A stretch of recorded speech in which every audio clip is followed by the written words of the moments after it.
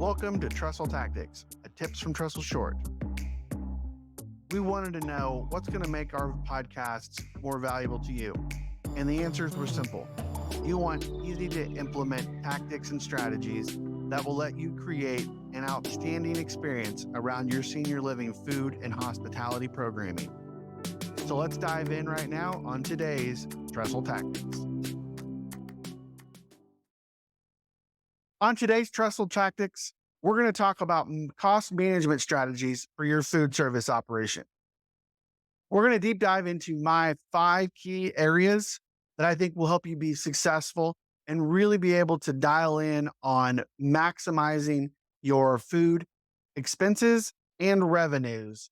So the first cost management strategy is knowing your inventory. Now, we do inventory whenever we place orders. We're wanting to make sure we got ingredients on hand to produce our menus. But there are some key inventory points that I think you need to implement into your daily routine. That way you can make sure you really have a good handle on what's going on in your operation. So how often are these? I have 3 touch points outside of ordering that you should consider implementing. First is daily. What do we inventory daily? So your proteins and your high dollar items. These are things that if lost, if spoiled, you're going to have to replace them and it's going to really eat into your budget. So you want to check on those things daily. It shouldn't take you very long because you shouldn't have a number of these items. You should have just a few, but you want to make sure you're dialing in on those items daily. Weekly, you should be checking your produce and your perishables. Again, we're really trying to look for spoilage. Are things going bad? Are we overbuying? What's going on with these items that have a shorter shelf life that we want to make sure we're managing really well? And then lastly is our monthly inventory. Now, many of you may be doing a monthly inventory, but a key factor in this is making sure that you are doing a starting and ending inventory as well for month to month and doing a cost of goods sold accounting adjustment. So by doing this, you're actually monitoring how much you've used throughout the month as opposed to how much you've purchased. And I know that this is something that's really common in commercial restaurant and hospitality operations. But in senior living, it needs to be something you implement because you really get an understanding of, are you on point with the product you're using day to day and month to month? Number 2 is recipe costing. Recipes are foundational pieces of any cost management strategy. You have to have them in place. So one big question I get though is how often should I review recipes? I've got them in place, but costing recipes out can be time consuming. So how often should I do this? At a minimum, you should be doing this at least every time you do a cycle change or you make a change to an always available or an alternate menu item. That way you know that those costs are current, are correct. Usually these adjustments and fluctuations in pricing won't be quite as noticeable if you're doing that regularly. If you don't use a cycle menu, then you probably need to be looking at your recipe costs quarterly. Now, again, there's an approach to this where you can be smart and strategic, and maybe you look at your main entree recipes and those high dollar ingredient items. Again, think about the 80-20 rule when you're doing this. 80% of your outcomes comes from 20% of your causes. So just think about that rule as you go into your recipe costing. A third area is reviewing your key ingredient pricing. Now, this can be done more often than recipe costing. And again, we're talking about some of those things that we're inventorying on a regular basis. So proteins, produce, these are things that are going to have a big impact. And they also tend to be things that fluctuate more week to week as opposed to commodities that maybe adjust monthly or quarterly even. Again, when you're looking at your key ingredients, remember that Pareto rule or the 80-20 rule when you're reviewing your key ingredient pricing. The fourth area you need to be looking at as a cost management strategy is the waste management from your kitchen. Now, when we think about waste management, we think about, well, did something go bad? What got scraped off the plate residents didn't eat? But we're talking about waste in the entire food service operation. There have been studies that show that the average senior living operator throws out between 17 and 20% of the food they purchase. Now, that's a huge amount when you think that close to half or a third of that percentage is what you see in regular food service operations. So I want to walk you through a real quick math problem using some real statistics so you can really see the impact of waste management on your operation. Senior Housing News did a survey and they found that the average assisted living community generates about 286 pounds of food waste per day. And the city of Portland, Oregon found that the estimated median cost per pound for all food categories is $1.17 per pound.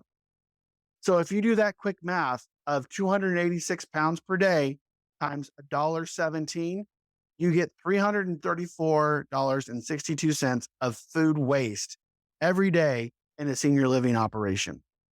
That's a huge dollar amount that you can't completely eliminate, but you can make a real big dent in if you really focus in on it. Now, I know one thing that a lot of operators and chefs will immediately go to is, well, something's being taken. We've got a lot of theft. Theft is definitely an issue, but it's not the biggest problem. What we really want to focus in on when we look at waste management is, are we properly managing our portions and our production to those portions and what we're serving? And the other is, what kind of freebies are we giving away, right? Think about things like employee meals or guests getting kind of a snack, or maybe they're just going to have a dessert. Those are things that aren't necessarily part of that $335 of waste we talked about, but it is wasted opportunity. So we want to make sure that we're even managing that as well when we think about waste management. The fifth and final cost management strategy I want you to think about is not actually expense management, but rather it's proactive menu pricing. So, any approach to menu pricing with a profit mindset is going to help you create additional revenue streams. And those additional revenue streams offset your expense, give you opportunities for additional resources for upscaling menus, providing new offerings, improving staffing. So, think about menu pricing as a way to enhance not just what you're offering for residents, but also the bottom line of your community. So, what can we do here, right? So, obviously, the first place I recommend is dumping a one size fits all guest meal price. We have a ton of operators that do this. They think of it more as like an amenity or a service that they're providing. You got to get out of that mindset. You really need to move to an a la carte pricing for guest meals. The reason you want to do this is that it gives your guests an opportunity to buy smaller items, maybe a cup of coffee, maybe a dessert, maybe they just want a cup of soup or a salad. It gives them an opportunity to come in and visit with their family members, get a small thing, and give some revenue back to the operation and not feel like they have to spend that 10, 12, 15, $18 to buy a full meal that they don't want. It also gives your staff an opportunity for an upsell, right? Hey, Mr. Jones, can I get you a piece of dessert to go with your coffee? Now we went from a couple of dollars for a cup of coffee, or even if it's complimentary coffee, now I've offered them a $2 or $3 piece of cake. A great opportunity to push a little bit more revenue to that bottom line. The second is you got to get out of this free mindset. There shouldn't be any giveaways unless it is a customer service recovery opportunity. You need to create upcharges for anything that's not included in your meal plan. Now, I know we have regulatory things that we need to be concerned about, but create these opportunities and start being proactive in how you start looking at all of that. The third thing you should be doing when it comes to menu pricing is do an actual meal plan audit. Have you had a lot of service creep in your meal plan, right? Are you offering more than is actually contracted or required per regulations? If so, cost it and price it accordingly.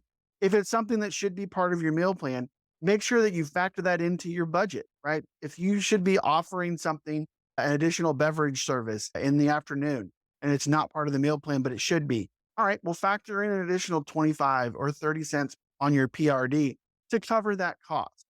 Don't let it hang out there as something that's just lost in the wind when it comes to cost management. And then my last item when it comes to menu pricing, get creative and create a beverage menu. Now, we're not talking about alcoholic beverages, but we're talking about coffee drinks and mocktails and upscale sodas, and have some fun with it. The ideal opportunity for revenue with beverages is significant. You can easily add $1 to $3 per resident or guest visit just by having something that they can upscale offer when it comes to beverages. Think about it. There's a reason Starbucks generated $36 million in revenue last year, and it wasn't by them selling cake pops. So those are our 5 cost management strategies that are going to help you better manage your menus going into 2024. Thanks for joining me today.